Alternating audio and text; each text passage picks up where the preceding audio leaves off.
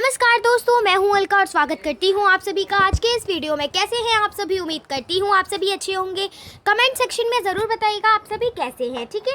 तो आज की वीडियो में हम करने वाले हैं हमारी कार्यपत्रक नंबर 22, जिसका क्या है विषय सामाजिक विज्ञान। कक्षा है क्या 7 और विद्यार्थी का नाम यहाँ पे अपना नाम और कक्षा अध्यापक का नाम, यहाँ पे अपने क्लास टीचर का नाम।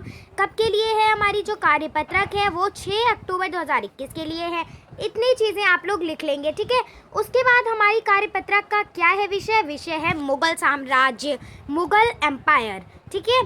तो क्या है इसमें हमें क्या बताया गया है? हमें बाबर के बारे में बताया गया है। प्रथम मुगल शासक बाबर 1526 से 1530 ने जब 1494 में फरगाना राज्य का उत्तराधिकार प्राप्त किया तो उसकी उम्र केवल 12 वर्ष की थी। मंगोलों की दूसरी शाखा के आक्रमण के कारण उसे अपनी पैतृक गद्दी छोड़नी पड़ी। अनेक वर्षों तक भटकने के बाद 1504 में काबुल पर कब्जा कर लिया।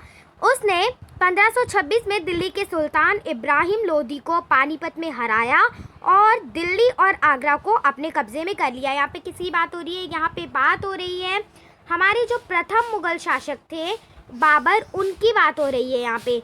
तो जो बाबर थे उन्होंने 1526 से 1530 तक अपना जो शासन था उसको किया और जब 1494 में फरगाना राज्य का उत्तराधिकार उन्होंने प्राप्त किया तब उनकी एज क्या थी? 12 ईयर्स की थी, वो सिर्फ 12 साल के थे। उसके बाद उस बेगों के आक्रमण के कारण उन्हें अपनी पैतृक गद्दी छोड़नी पड़ी थी।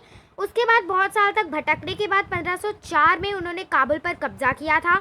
उसके बाद 1526 में दिल्ली के जो सुल्तान थे उनको इब्राहिम लोदी को पानीपत में हराया। पानीपत में फाइट हुई, फिर उसके बाद उन्होंने हरा दिया जो बाबर था, उन्होंने हरा दिया किसको? इब्राहिम लोदी को, जो कि दिल्ली के सुल्तान थे। उसके बाद दिल्ली और आगरा को अपने कब्जे में कर लिया। अब यहाँ पे हमें बताया गया है बाबर 1526 से 1530 तक बाबर की बातें यहाँ पर बताई गई हैं हमें, ठीक है, कि बाबर ने 1526 से 1530 तक में क्या क्या किया। तो सबसे पहले 1526 में पानीपत के मैदान में इब्राहिम लोदी एवं उसके अफगान समर्थकों को हराया। जो 1526 में क्या किया? पानीपत में जो इब्राहिम लोदी थे, सुल्तान थे दिल्ली के, उनको और उनकी अफगान सपोर्टर्स को हराया। उसके बाद 1527 में क्या किया? 1527 में खानवा में राणा सांगा राजपूत राजाओं और उनके समर्थकों को हराया। उसके बाद 1528 में चंदेरी में राजपूतों को हराया और उसके बाद अपनी मृत्यु से पहले दिल्ली और आगरा में मुगल नियंत्रण स्थापित किया। मुगल बादशाह बाबर के संदर्भ में कुछ रोचक तथ्य, कुछ इंटरेस्टिंग फैक्ट्स अबाउट मुगल बादशाह बाबर, ठीक है।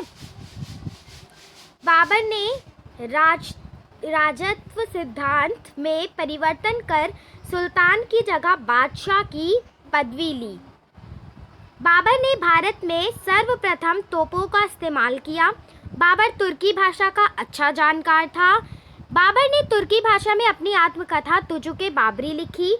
बाबर की मृत्यु 1530 ईस्वी में हुई। अब निम्नलिखित प्रश्नों के उत्तर दीजिए। पहला प्रश्न है प्रथम मुगल शासक कौन था? तो बाबर, तो इसका आंसर क्या हो जाएगा? तो प्रथम मुगल शासक बाबर था। उसके बाद प्रश्न 2 क्या है? बाबर की आत्मकथा का नाम बताइए। तो यहाँ पे लिखा है तुजुके बाबरी, ठीक है। तो इसको हम लोग शीट पे देखेंगे, बाकी अभी मैंने यहाँ पे बता दिया है। और उसके बाद हमारा जो नेक्स्ट क्वेश्चन क्या है? किसी एक सुल्तान शासक का नाम बताइए। तो चलिए कर लेते हैं इसका आंसर दोनों के साथ में। तो पहले दूसरे का हो जाएगा तुजुके बाबरी और तीसरे का हो जाएगा इब्राहिम लोदी, ओके।